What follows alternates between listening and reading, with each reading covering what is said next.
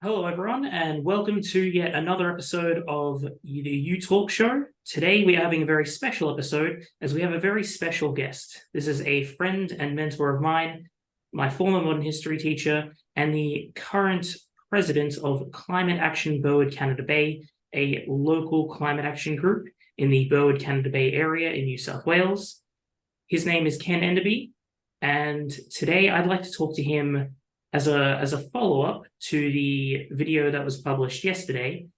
I would like to talk to him for you about how to get involved in action groups. Ken, take it away.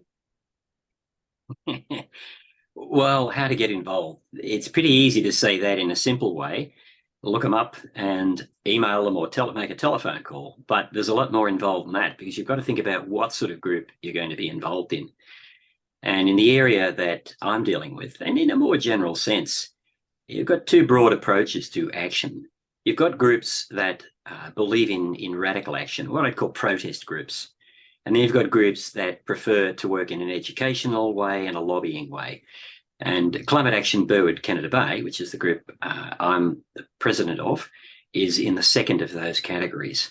So although we do participate in some protest action that other groups are organising, and we certainly inform our members about things that are happening, we don't organise protests ourselves. We don't march down the street. We don't blockade politicians' offices. We don't do any of those things. We're on the moderate side. And I think it's really instructive when you're thinking about these two types of groups and what you should do. And it's not black and white. I mean, where I guess at one end of this, at the other end would be people who are, blocking traffic on the Sydney Harbour Bridge, say. Something that's like totally Extinction Rebellion, Well, they're not doing that, but yeah. They're disruptive. They're causing disruption. We don't take part in anything like that at all. We would take part in a demonstration, in an action that is not inconveniencing anybody, except perhaps the target of the demonstration only, but it's not inconveniencing the public. But look, I'll give you an example of the Vietnam War. Now, I'm old enough to remember the Vietnam War. I turned 18 just as the Vietnam War was ending, Australia's involvement in it was ending. I think I avoided the lottery of death by 18 months. Now, I wasn't planning to go. I hadn't quite worked out how I was going to do this. I think it was going to be to defer. But over in the United States, you had the two sides to the anti-Vietnam War movement. On the one hand, you had the radical movement, which was really led by Abbie Hoffman and Jerry Rubin, who ran a group called the Yippies. Now, the Yippies were kind of in opposition to the hippies. Hippies were all about, hey, make love and peace, man. The Yippies were about, in many cases, violent action. Yippie stood for the Youth International Party. Was founded by Hoffman and Rubin. And this radical side, which also included the Berkeley radicals, they believed that the way to end the Vietnam War was to what they described as glue up the keyholes. In other words, you stop someone from opening the door, make it difficult for them. They used to say, we're going to make America ungovernable until the war ends. So we're going to just make such disruption that you won't be able to do anything in this country. Interestingly enough, just as an aside, at the time in the Bay Area of San Francisco, you had one of the most extraordinary situations where three of the most important movements that were happening anywhere in the world were all happening literally on three corners of the Bay Area. In San Francisco, you had the Flower Power and the hippie movement, who were saying, well, we're going to chant and sing and make love so much that we'll end the Vietnam War. Then over in Berkeley, you had the student radical movement, who were working to end the war through all this radical protest, putting glue in the keyholes. And then over in the other part, you had the Black Power movement. So you had the Black Panthers forming up. And all these three groups were operating simultaneously and had connections with each other, but were not quite connected. So anyway, what happened was that the radicals started to stage very violent protests. They tried to shut down the recruitment offices for the army. They tried to block trains that were bringing supplies for the Vietnam War. They were doing all sorts of radical actions. And they were really, they thought they were having a great effect. They were blocking traffic, staging illegal demonstrations, having fights with the police, all this sort of stuff. I imagine they would have thought that because they could see immediate results in front of them. They could see the traffic blocks, therefore, they could see that they were disrupting things. And it reached its zenith with the Chicago Democratic primary in 1968, when Hubert Humphrey was nominated and elected as the candidate for the Democrat Party to replace Lyndon Johnson. And Abbie Hoffman and Jerry Rubin organised this massive protest. They said, we're going to have 100,000 people. We're going to completely surround the convention centre. And Mayor Richard Daley brought in 20,000 soldiers and had thousands and thousands of police. In the end, only about 5,000 protesters turned up, and there was something like 25,000 of the security force. Wow, it was described as a police riot. The police took their badges off and literally went in and beat the shit out of the protesters. Wow, that's... Hoffman had to make a run for it.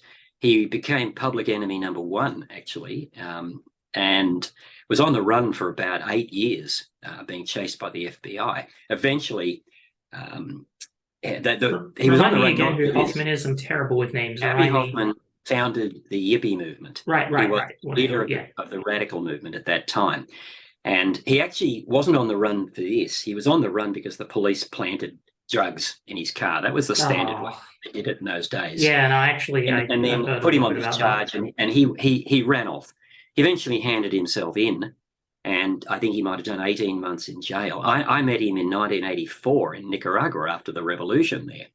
I was down there writing for a small newspaper and a magazine here mainly about the war in El Salvador and the war in Guatemala. But I was down in Nicaragua for about 6 weeks, interviewing mostly opposition parties to see if there was any truth to Ronald Reagan's claims that Nicaragua was a brutal communist dictatorship. He committed suicide about 4 years later. Anyway, the long and the short of it was that the whole riot and everything that happened in Chicago persuaded large numbers of Americans that America was becoming ungovernable, and instead of ending the Vietnam War, they elected Richard Nixon, who prolonged it for another 5 years. The opposition to that was the movement to get the Democrats elected and try to end the war peacefully. Going around knocking on doors and saying, hello, would you like to vote for someone who's going to end the Vietnam War? Now, a bit more of you catch more flies with honey than with, what's the saying? How's it going again? Flies, I don't know what the saying is. But you see the contradiction there. The contradiction there is, what is the best way to achieve change? And it's quite clear from the Vietnam War that the way to achieve change was to walk around in a suit and tie and knock on the door and say, hey, would you like to vote for the Democrats, for a candidate who will end the war? McGovern at that time. So getting involved... And the radicals mucked it up. And so you've got to think about, what is the group doing? What do you want to be involved in? Because if you're involved in a radical group, you're only going to get radical people who are of one mind in your group. You're not going to get conservatives coming to your meetings. You're not going to get invitations to go and talk to those sort of people. And in an area like climate change, those are the absolute people that you need to talk to. So let me give you an example of the kind of thing that our group does. We've just done it today. We had a big World Environment Day activity, Speaking for the Planet. We had 8 high schools in the local area. Kids all came along to one of the schools and gave presentations in 3 different categories: speaking, writing, and art. And we had judges, we had artists, we had people who were writers to judge this. We had lots of kids there, teachers. We had people from all the 3 councils. We had everybody there. We had the federal member of parliament, Sally Situ, giving a talk. We had the local state member for Strathfield, Jason Yatsen-Lee. They're both from the Labor Party. We had the local member for Drummoyne, who's from the Liberal Party, speaking, and we had the Mayor of Strathfield presenting all the prizes at the end. Federal, state, local, Labor Party, Liberal Party. We had every base covered. And as a result, this message goes out to the kids, it goes out to their parents. The local shopping centre is thinking of putting a display of these pieces of work up. We got a whole lot of companies like Bunnings and others to donate prizes. I think Westfields gave a prize. You know, we've got enormous outreach. And you managed. So I can't talk about all the other contacts. Yeah, we're actually starting to run out of time. Got about just less than a minute. Which do you think has the bigger impact on getting people to think about climate change and climate action? This sort of activity, or stopping your car on the Harbour Bridge and getting arrested? I think there's no question about it to me. Now, there is a place for stopping your car and getting arrested, but it's not in Australia. I've been involved in protests in other parts of the world where there are no democratic rights. I've been tear gassed. I've been pelted with stones. I've been chased by riot police. I've been detained, but not because of a protest. But not in places where there are any democratic rights. These are places where that is the only form of opposition that you can express. And that is the real place for where you do those things. So I think that sort of sets the scene. You've got to think about what sort of group it is you want to join. What do you want to do? And it's kind of funny because that was the next question that we're about to kind of answer the second question first there. You know, because that's I mean, how to get involved, you know, you kind of answered that briefly. You know, and so I think maybe for a second question, we should get very much into what that looks like. We have run out of time for this question. That was all very interesting, and so, you know, finding a group that's the right sort of group, you know, one that engages in a more practical sense. You know, it might be less flashy, but it seems to get results. You know, you had, as you said, all levels of government there, and with both of the major parties. And, you know, it was very educational for the students, the politicians were getting involved, and everyone seemed to really get on board with it. Yeah. And look, just let me say, we are involved with a number of other types of action.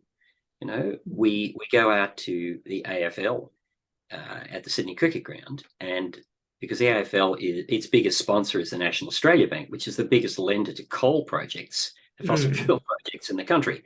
And we just put up signs. We don't say anything. We just put up signs and say, thank you, NAB, for sponsoring the AFL. No, thank you for lending money to coal. And some details underneath. And some of us are members of the Sydney Swans. So we wear our gear and whatnot. And thousands of people walk past and see that. Some come up and talk to us.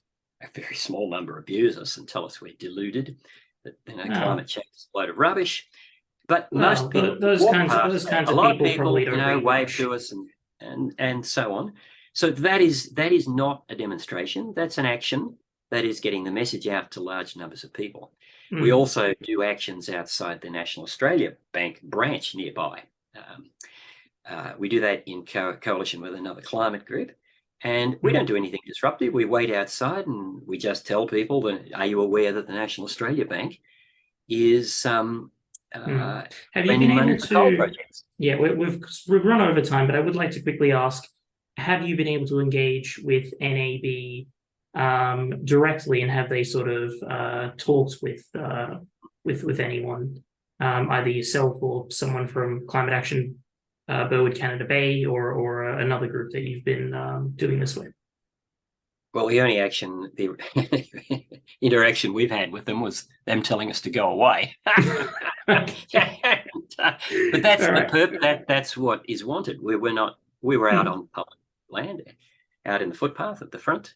Yeah. Police often come along and say, hi, how you going? And we say, yeah, we're fine. We're not doing anything disruptive. We're not abusing anybody. We're not accosting anybody. Look, we're not shoving things down people's throats or anything. If they come up and talk to us, that's great.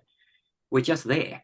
Yeah, and you know what? I think like it's proven itself very effective so far, and you know, I think we'll have to leave it there because we're probably at the 17-minute mark when we're supposed to keep it to 14 minutes. But it's your first episode. We'll figure that out in the next one. And for now, we'll catch everyone later. Thanks for watching. Thank you, Ken, for joining us for this episode and the next few. And we'll catch you all later.